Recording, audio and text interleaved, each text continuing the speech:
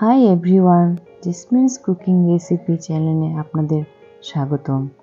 আজ আমি আপনাদের সামনে একটি নতুন রেসিপি শেয়ার করব। সেটি হলো গরম তেলে সাবুদানার রেসিপি। এখন একটি গরম তেলে একটি স্ট্যান্ড বসিয়ে দিয়ে তার মধ্যে অল্প অল্প করে সাবু দিয়ে দিব। স্ট্যান্ডটি আস্তে আস্তে ঘোরাতে হবে।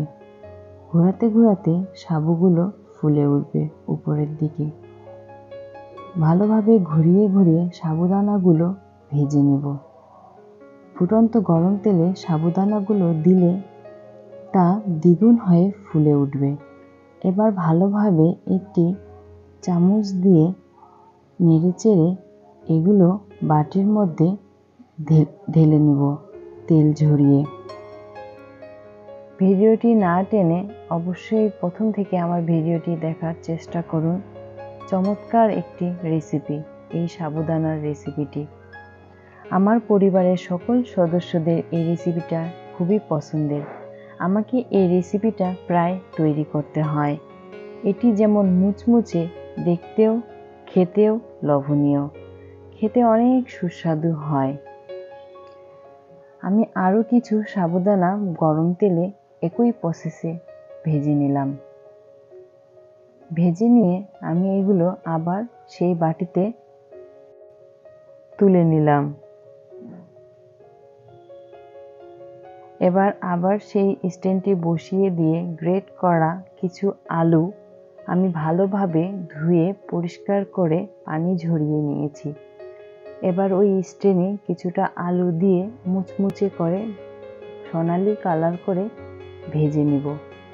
একই প্রসেসে ঘুরিয়ে ঘুরিয়ে ভেজে নিতে হবে, তাহলে অনেক মুচমুচে হবে এবং খেতেও খুব ভালো লাগবে।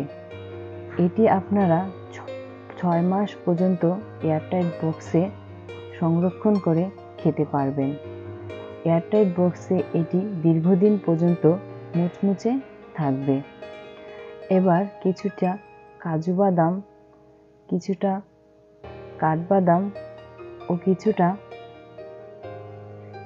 চীনাবাদাম দিয়ে বাদামগুলো ভালোভাবে ভেজে নিব। আপনারা চাইলে এটি সরাসরি গরম তেলে ভেজে নিতে পারেন। যার কাছে এরকম স্ট্যান্ড থাকবে না, তারা সরাসরি তেলেই দিতে পারবেন। এবার এগুলো তেল ঝরিয়ে আমি বাটিতে ঢেলে নিব। একটি বাটিতে এখন আমি এক এক করে আলু ভাজা, বাদাম ভাজাগুলো সামান্য চাট মশলা দিয়ে মেখে নেব। চাট মশলাটা অবশ্যই দিতে হবে। চাট মশলাটা দিলেই এর স্বাদ আরও দ্বিগুণ বেড়ে যাবে। অবশ্যই চাট মশলাটি দেওয়ার চেষ্টা করবেন। এটি না দিলে আপনাদের এটার স্বাদ আসবে না। যে কোনো সুপার শপ বা বেকারিতে পাওয়া যাবে। আমার এই রেসিপিটি যদি আপনাদের কাছে ভালো লেগে থাকে তাহলে আমার চ্যানেলটি সাবস্ক্রাইব করবেন, পাশে থাকা বেল বাটনটি বাজিয়ে দিবেন পরবর্তী নতুন নতুন রেসিপি পাওয়ার জন্য। এটি অনেক মুচমুচে এবং ক্রাঞ্চি। আপনারা আপনাদের স্বাদ বুঝে চাট মশলাটি দিতে পারেন। আমাকে এখানে আরেকটু চাট মশলা লাগবে, সেজন্য আমি আরেকটু চাট মশলা দিলাম। আপনাদের সকলকে অসংখ্য ধন্যবাদ।